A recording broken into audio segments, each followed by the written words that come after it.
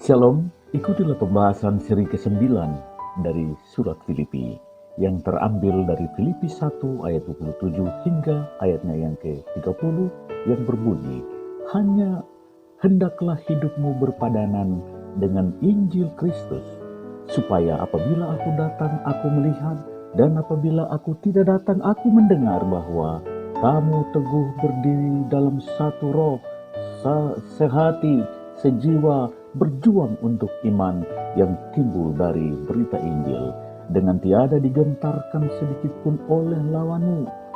Bagi mereka semuanya itu adalah tanda kebinasaan, tetapi bagi kamu tanda keselamatan, dan itu datangnya dari Allah. Sebab kepada kamu dikaruniakan bukan saja untuk percaya kepada Kristus, melainkan juga untuk menderita untuk Dia dalam pergumulan yang sama seperti yang dahulu kamu lihat padaku dan juga sekarang kamu dengar tentang aku.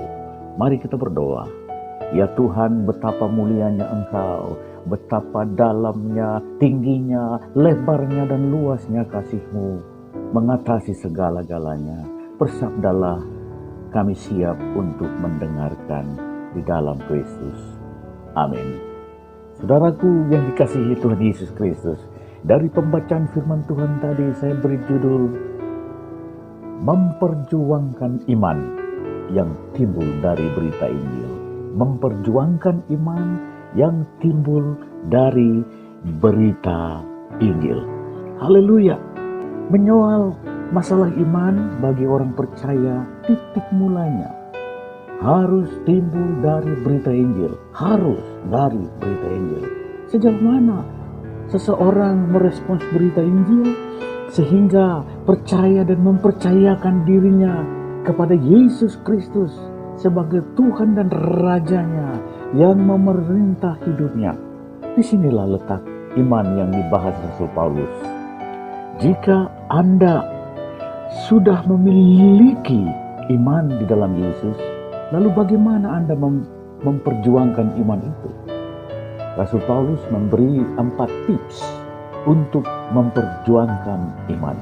Yang pertama adalah berjuang untuk hidup berpadanan dengan Injil Yesus Kristus. Saudara, kesepadanan dengan Injil Yesus Kristus adalah keserupaan dengan Yesus sendiri. Jangan sampai kita menghidupi Injil-Injil yang lain. Ada banyak berita, ada banyak tawaran, ada banyak konsep, ada banyak iman. Dan di tengah-tengah itu kita harus tetap ada berdiri teguh untuk menegakkan iman kita di dalam Yesus Kristus. Karena hanya di dalam Yesus Kristus dan hanya di dalam nama itu manusia diberikan karunia untuk percaya dan diselamatkan. Kedua, berjuang dengan hidup yang berdampak. Kehidupan yang berdampak digambarkan oleh Rasul Paulus bahwa apabila saya datang kalian bisa melihat, saya bisa melihat. Apabila saya tidak datang, saya bisa mendengar. Artinya ada sesuatu yang bisa dilihat, ada sesuatu yang bisa didengar. Dan ini merupakan kesaksian.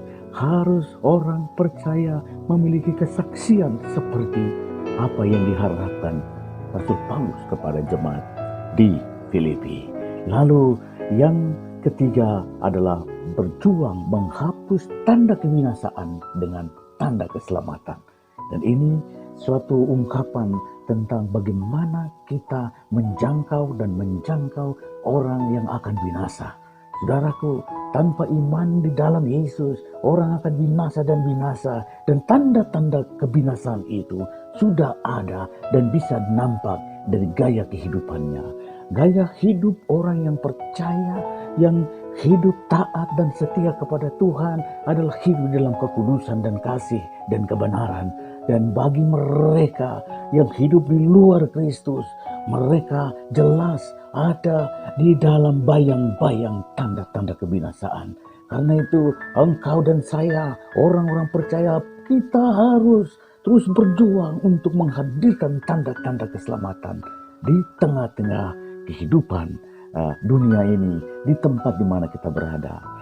Yang keempat, berjuang walaupun harus menderita. Berjuang walau harus menderita. Ini menjadi pertanda dari suatu taraf iman yang sudah tinggi. Taraf iman yang tidak dapat digoncang oleh apapun. Oleh penderitaan kah, oleh ketelanjangan kah, oleh apa, oleh sakit penyakit, oleh apapun. Iman di dalam Yesus Kristus tidak akan pernah tergoyahkan. Haleluya. Pertanyaannya bagi kita, pertama, bagaimana Anda dan saya dapat hidup berpadanan dengan Injil Kristus dan berdampak bagi orang lain? Dan yang kedua, bagaimana Anda dan saya bisa kuat walau harus menderita bagi Kristus? Adalah doa dan harapan saya, kiranya Tuhan Yesus mengaruniakan kepada Anda kesetiaan dan ketaatan yang semakin bertambah dari hari ke hari. Amin.